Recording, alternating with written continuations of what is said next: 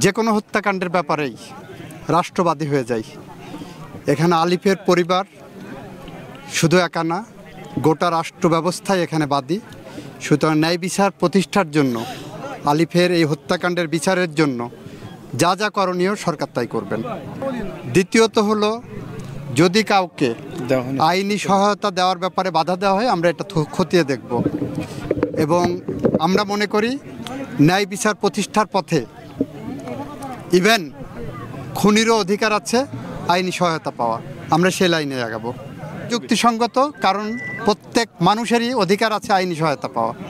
সুতরাং তারা যদি মনে করে যে তাদের আইনি সহায়তা পাওয়ার ক্ষেত্রে কোনো প্রতিবন্ধকতা আছে, ওইটা আমরা খতিয়ে দেখব। বিচারটা দ্রুত করার জন্য যা যা আইনি কাঠামোর মধ্যে যা আছে আমরা সেইটা করব। আমরা এক্সট্রা আইনি কিছু করতে যাব না।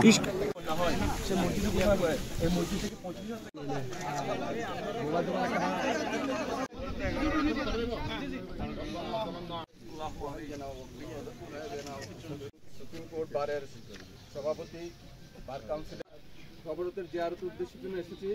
আমরা আলিফের হত্যাকারীদের বিচারের অনাগত যে শিশু রয়েছে এবং তার পিতা রয়েছে, ভাই রয়েছে, তার আলমিন সাইফুল ইসলাম আলিফের মাধ্যমে এই দেশে রব্বানা তাকাব্বাল মিন্না ইন্নাকা আনতাস সামিউল আলিম ওয়া তুব আলাইনা।